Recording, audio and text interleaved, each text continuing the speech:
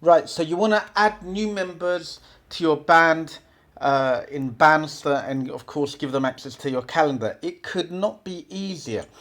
So, we're in our personal page at the moment. What you do is you click at the top, you select the name of your band from the drop down. You see where the band members are, there's their profile pictures. There's a little grey add person button there. You click on that. You write down the person's name. You add their email.